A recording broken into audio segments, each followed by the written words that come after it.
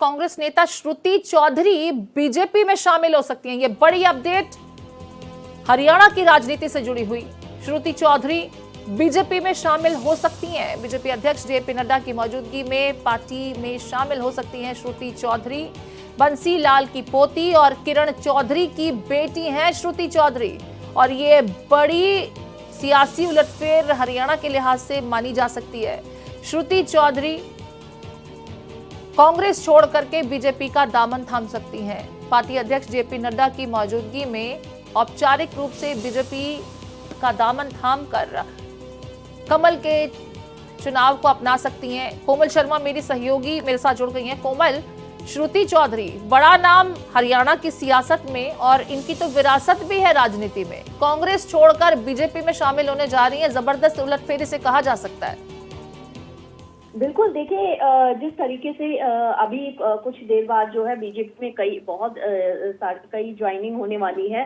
राष्ट्रीय अध्यक्ष जेपी नड्डा जो है वो ज्वाइन करवाएंगे कई लोगों को। उसमें एक नाम ये निकल के आ रहा है कि कांग्रेस नेता श्रुति चौधरी जो है वो भी बीजेपी में शामिल हो सकती है। श्रुति चौधरी जो है वो हरियाणा के नेता बंसी लाल जो है उनकी पोती है और किरण चौधरी की बेटी है। तो एक बड़ा नाम है, और राजनीति में पहले से ही जो है वो ये परिवार है, अच्छा काफी दबदबा है। और ऐसे में श्रुति चौधरी अगर इधर आती है, ज्वाइन करती है, तो ये वाकई कहा जा सकता है कि कांग्रेस के लिए फिर से एक और झटका है। क्योंकि यहाँ पर कोमल, अगर बात की जाए तो टिकट ना मिलने से नाराज थी। आपात बैठक भी बुलाई थी इन्होंने अपने कार्यकर्ताओं की जो इनके समर्थक हैं, और टिकट ना मिलना ही नाराजगी की वजह और बीजेपी में शामिल होने की वजह माना जा सकता है।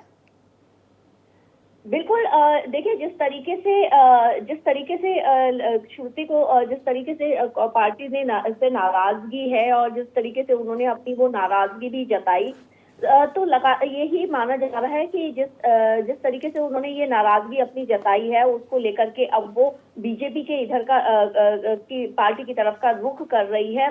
क्योंकि जिस तरीके से कांग्रेस की अगर बात करते हैं, काफी लोगों में नाराजगी, और लगातार देखते हो प्रीति की लगातार इधर ज्वाइनिंग हो रही है। कांग्रेस के कई लोग अभी पंजाब से, पिछली बात करें तो पंजाब से वहां पर भी जो है दो सांसद जो है वो इसलिए इधर आए।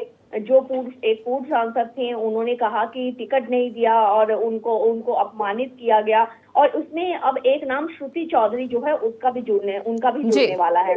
तो इस तरीके से लगातार जो है चाहे पार्टी से नाराजगी हो, चाहे बीजेपी के एजेंडे को लेकर के वो उसकी पार्टी की तरफ झुकाव हो, लगातार इधर ज्वाइनिंग होती जा रही है। जी ठीक है, यहाँ पर एक अपडेट और मैं समझना चाहती हूँ, हरियाणा की सियासत से ही जुड़ा हुआ है, क्योंकि श्रुति चौधरी को भिवानी महेंद्रगढ़ से कांग्रेस पार्टी ने अपना कैंडिडेट घोषित नहीं किया, उन्हें टिकट नहीं दी। 8 सीटों का ऐलान किया, लेकिन श्रुति चौधरी को महेंद्रगढ़ से कैंडिडेट नहीं बनाया। ठीक इसी तरीके से अगर हिसार सीट की भी बात की जाए तो बीजेपी छोड़ करके कांग्रेस में शामिल हुए थे बृजेंद्र सिंह, लेकिन उनका भी कैंडिडेचर पार्टी की तरफ से अप्रूव नहीं हुआ, जबकि उनके पिता ने भी हाल ही में कांग्रेस का दामन वापस थाम लिया, बीजेपी से वापस घर वापसी की थी। हरियाणा की सियासत के लिहाज से ये जो दोनों चेहरे हैं, इनकी नाराजगी कांग्रेस के लिए कितनी डैमेज करने वाली हो सकती है और बीजेपी को कितना फायदा इससे मिल सकता है?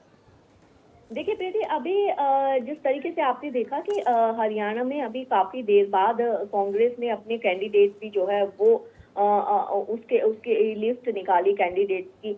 तो कहीं ना कहीं कांग्रेस जो है वो उसको ये लग रहा है कि जो बीजेपी ने अपने कैंडिडेट्स उतारे हैं हरियाणा में, उसको लेकर के कहीं ना कहीं बहुत सोच समझ के, या कह सकते हैं घबराहट में, या कह सकते हैं पूरे कॉन्फिडेंस के साथ जो है वो नहीं उतारी, जो अपनी कांग्रेस की स्ट्रेटेजी है। लेकिन उसको लेकर के जिस तरीके से अब कांग्रेस के जो जितने भी ये फेसेस हैं जिनको टिकट नहीं मिला, उनके समर्थक हैं, उनमें मायूसी है। जाहिर सी बात है यहाँ पर कांग्रेस को हरियाणा में ऐसे इसका खामियाजा कहीं उठाना पड़ सकता है, क्योंकि नाराजगी सिर्फ ये छोटे चेहरे नहीं है। श्रुति को भिवानी के जैसे महेंद्रगढ़ से लोकसभा सीट से जो है टिकट नहीं दिया, उसके बाद जिस तरीके से दूसरी उधर से राव दान सिंह को उम्मीदवार बनाया गया, तो उनके समर्थक जो किरण चौधरी के समर्थक हैं, उनमें खासी नाराजगी है, और वो नाराजगी अब जो मतदान वाले दिन दिख सकती है। कांग्रेस को इसका खामियाजा उठाना पड़ सकता है,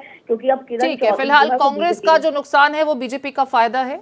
श्रुति चौधरी कांग्रेस के ही परिवार से आती हैं, क्योंकि कांग्रेस तो उनको विरासत में मिली, बावजूद इसके अब कांग्रेस का दामन छोड़ करके बीजेपी का दामन थाम रही हैं। जेपी नड्डा की मौजूदगी में औपचारिक रूप से बीजेपी का दामन थाम सकती हैं श्रुति चौधरी। ये बड़ी अपडेट कोमल शर्मा मेरी सहयोगी दे रही थी। बहुत शुक्रिया कोमल आपका तमाम जानकारियों के लिए।